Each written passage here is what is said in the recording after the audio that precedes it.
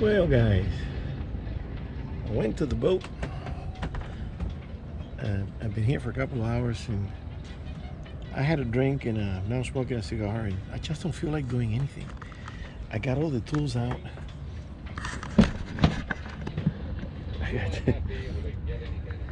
everything, I was gonna take the carburetor and the water jackets and the exhaust manifold and and the intake, and then I said, okay, and then I'll come back for the heads. I need a whole day, and I got here late. I got here about 12:30, so it's not gonna be today. I'm too relaxed now, and even though I don't have any bed coverings, but I do got a blanket, so I don't know if I'm gonna stay, if I'm gonna leave. So I'm watching some westerns that I always like, and then we'll see about tomorrow, or maybe in the next week. I'm not in a hurry right now to do the job on the engine. All right, I'm gonna get back, and I'll see you later.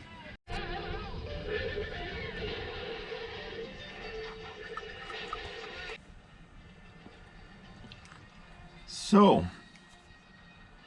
the cigar I'm smoking, which is my last one, I thought my box here was semi-full, but I gotta bring some more. This is a Camacho Triple Maduro.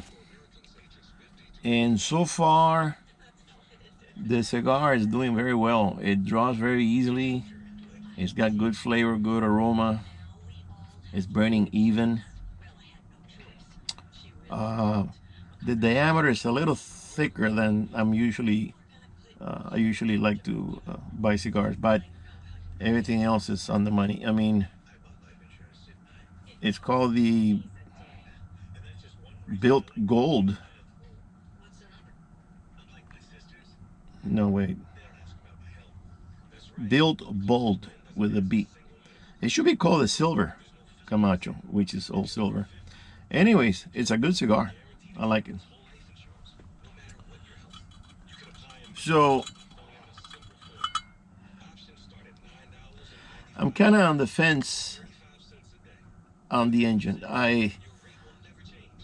The engine has a noise before the problem with the valves. It had a noise, rattling noise. My mechanic friend of mine, he said the cam is bad. And in the back of my mind, I'm thinking, yeah, maybe it is. That means I have to pull out the engine. There's no way to take the cam off the front because I built a gas tank in the front, and it's only 16 inches away from the engine. The cam is 22 inches. I don't know if I can pull it out, but the reason I'm on the fence, I'm removing everything, is that I might have to remove the whole engine. And if I do decide to do that, to rebuild the whole thing, I think that's the best way to go. But because, okay, let's say I take out the heads, have them done, put it back, the engine's running, but it's running with that rattling noise. That means I have to take the engine apart again and do the whole thing again. It's double the work and double the expense. Well, not double the expense, but it's going to be extra expense, So it's going to be a little more intricate for me to remove the engine. And if I do decide, I'm going to I have to remove all the water jackets and everything, and remove the exhaust manifold so I can get to the heads, and remove the intake manifold, the carburetor, the whole thing. So if I do that, I'm hoping, I don't remember, I gotta look at my videos and pictures that I have in my other computer, that I want to see if there's some holes on the block that you can actually see the cam, and see if the cam is damaged or scratched up or anything. So if I do decide to pull the engine, I already did some research, did some due diligence, and it's going to be kind of difficult pulling out the block here because we have the little deck, pier there, and it's not enough room for that crane. Then we have to move the crane indoor on the floor here and put some plywood, put it there, lift the block, and then maybe roll it out to the edge and then drop it onto a cart, take it out to the truck, and then take the little crane, jack it up, put it on the truck, and then take it to a shop.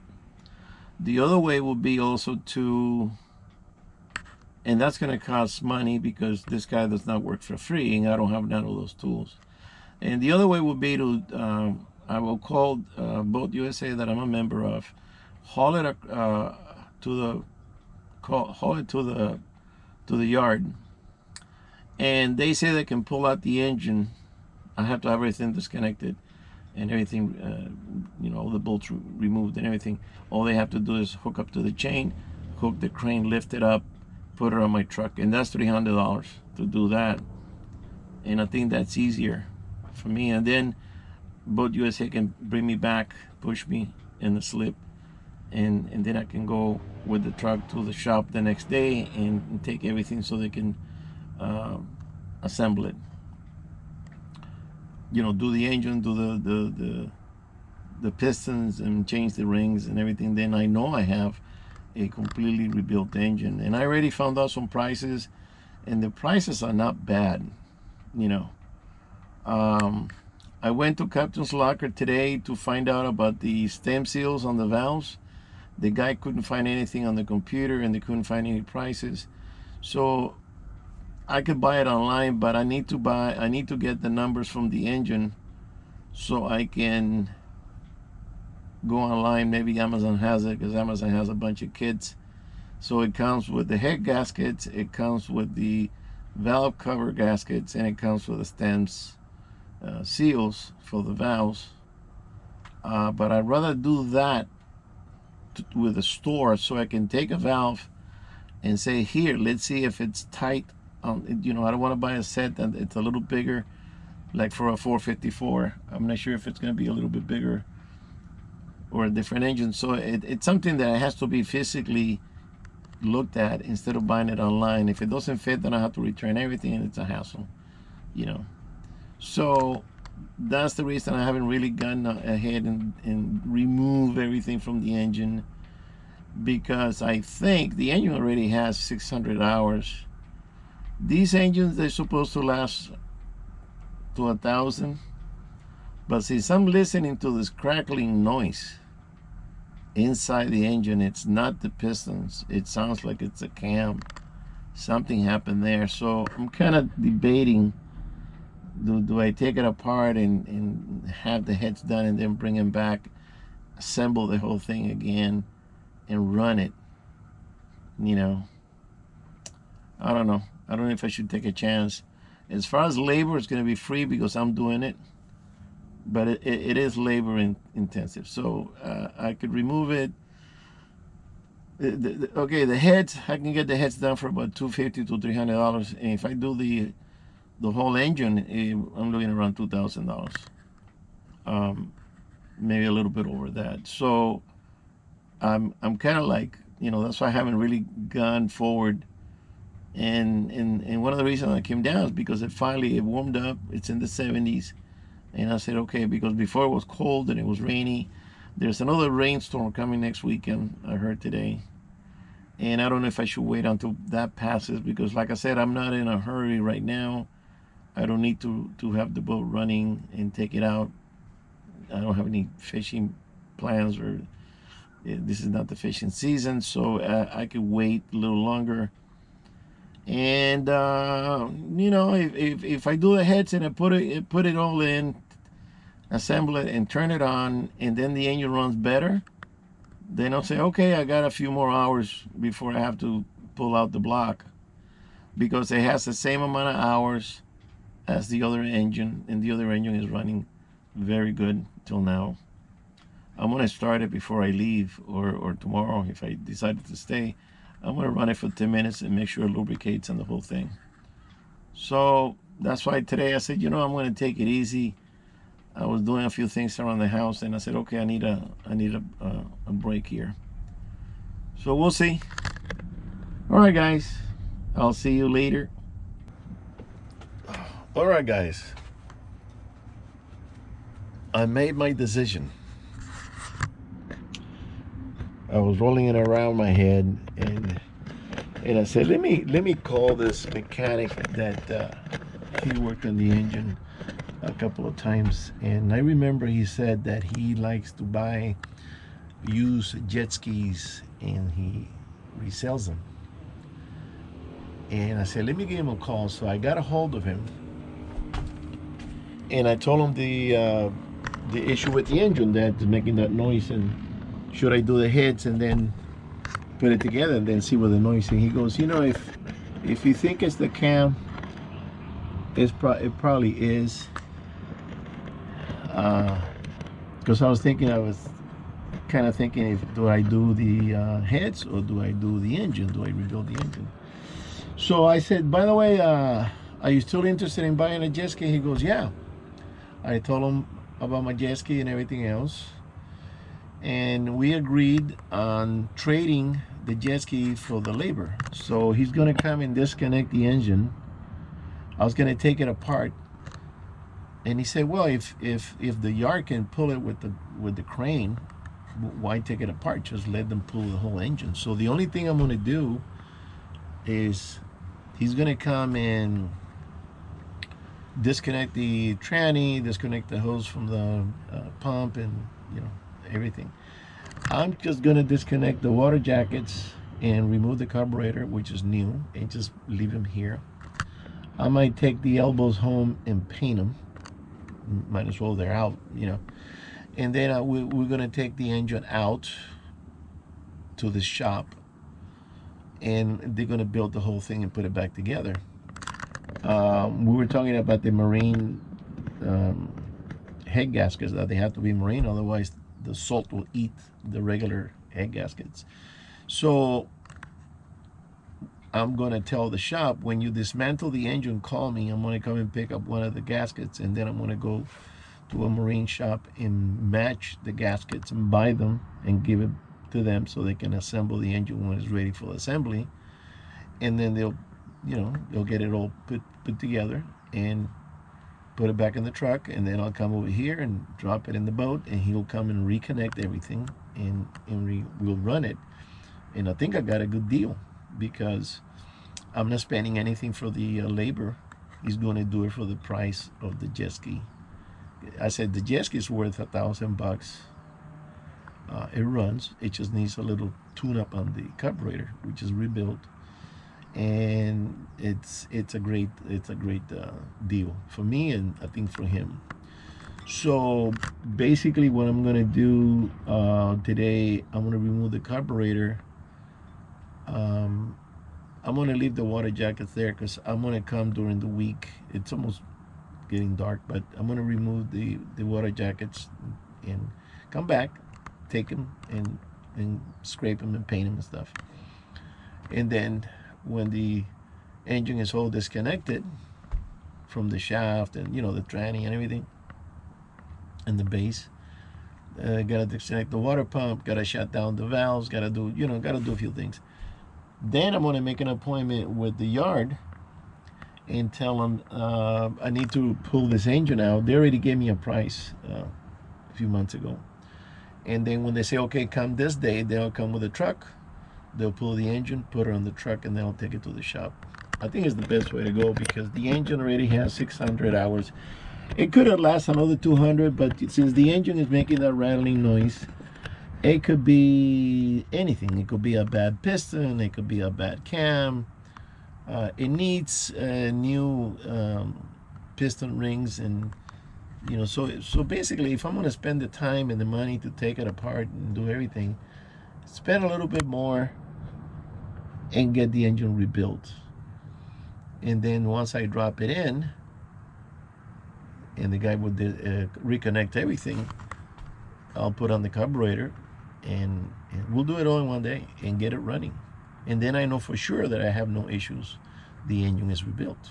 Got a new engine, so to speak. Not completely new, but because the heads could have a microscopic crack, or he told me if the valves are not sitting right, something's wrong. Maybe a valve is twisted. All right, I'll talk later. Okay, so I didn't give the news to my wife. I'm gonna keep it a secret until tonight, because she's been asking me, when are you gonna get rid of that jet ski? You don't ride it anymore, and etc. And I said, don't worry about it, I'll get around to it. So we're gonna get rid of the jet ski, and she's gonna be happy about that. You know. So, anyways, that's my decision. I have made my decision. I told her. I think it's the right thing, even though it's gonna cost me a few more dollars. But like I said, I'm gonna kill 3 birds with 1 stone. The engine's gonna be rebuilt. The guy's gonna disconnect it. We're getting rid of the jet ski at the same time. I think it's a good deal. So, that's the news for now. And we'll see in the future what happens. But I think it's a good deal. All right, guys. And the Camacho's doing great. Okay, so late in the hour, I got the energy to. I said, you know what, I'm here. Let me start taking stuff off. And this is what I've done so far.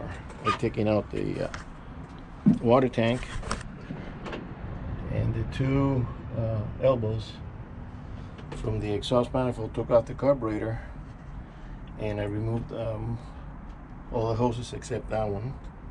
And then I gotta tie these big ones, because if I drop them to the side, all the water from the back, it's gonna come into the boat and sink it.